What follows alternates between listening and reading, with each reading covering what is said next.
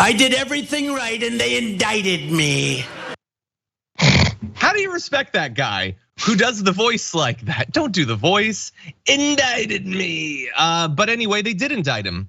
He did not, in fact, do everything right, but they did indict him.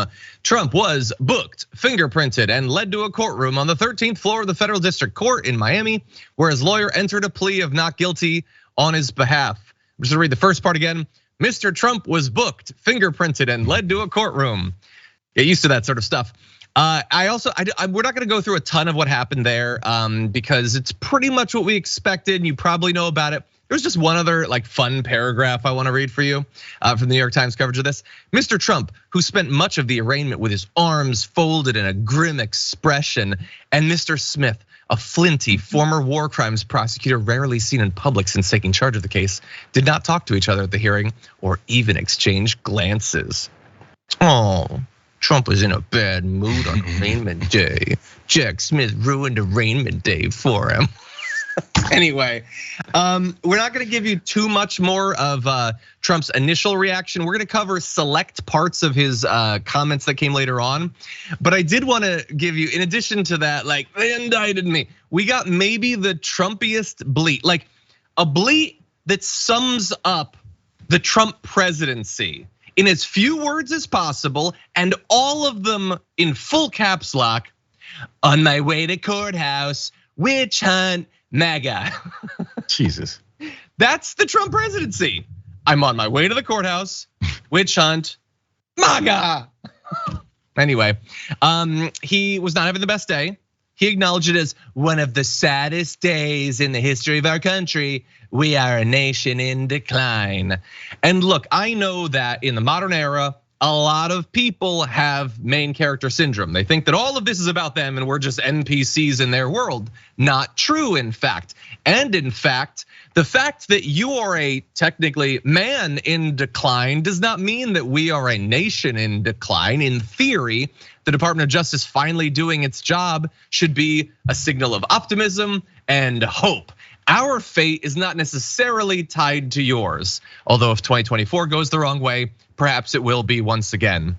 Anyway, we're gonna have some brief updates. We're gonna get into a little bit of what he had to say, but JR, what do you make of all this? I'm still trying to figure out exactly what it is that he thinks these things will do. I mean, look, no one has talked about the actual things that have gone down, the indictments, the charges in it, the things that they've revealed, even just some of the things they revealed that they discovered in that. Everything that people are saying about it in denial of it or in defense of him, including himself, is a witch hunt. What about Hunter? What about Hillary? Nothing about those things that you guys are addressing and seeing in this indictment. This reason, the second reason, and the third reasons are why those things don't make sense, and it actually doesn't stick to me. I can declassify anything I want anytime I want, before, after, during presidency. Not the case. That's probably the only defense, close to defense that they've even come with.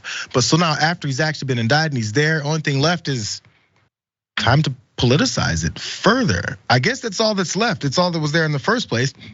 You know, if their supporters aren't gonna actually read or look at anything behind it, they're just gonna listen to him. Which leads me to the last point about just the beginning of this.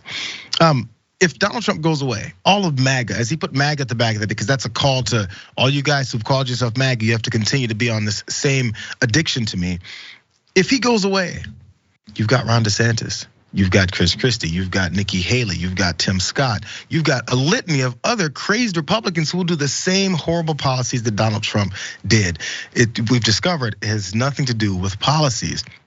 Republicans don't switch up on policy to that much of a degree. It's based off of this one guy and then this addiction to him. That's why people call it a cult. Yeah. 100%. But we are gonna have to see how durable the cult is. We have some people questioning that we're gonna get to in just a sec. Little brief updates, just things to keep in the back of your head as you move forward, waiting for Trump's next appearance in court or his lawyer's next appearance. And by the way, buckle up, gird your loins, because it might take a while. This is not gonna necessarily be resolved by this winter. That's what Chris Christie said, but not necessarily. We know that Trump was ordered Tuesday not to speak about the case with Walt Nauta, his aide and co-defendant. US Magistrate Judge Jonathan Goodman also barred the former president from speaking with any witnesses. And the only reason I point that out is not because it's weird. This is a normal thing in cases like this. It's that he is definitely gonna violate that, 100%. Oh wait, he's definitely going to. I was speaking into the future. He's already violated it, definitely. Will there be consequences for that? Stay tuned to find out. Trump is worried about consequences, and I know that because he is now fundraising over the possibility that he'll die in prison. He's sending emails telling people like, I could be in prison for 400 years.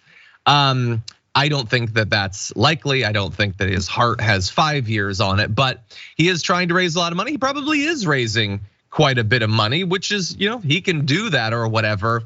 It's just such a weird thing that it would work. That in the wake of yet another arraignment, people are still like, I'm barely holding on economically, but wealthy East Coast billionaire, please take my final dollars. It's super weird, man. So that you won't die in prison off of the things that they've alleged that you've done that they appear to have tons of evidence on. Ignore all that, but take my money. It's outrageous. The weird thing is there's a lot of fatalism in America. Religion can cause fatalism. Some of these conspiracy theories, I think, can cause fatalism.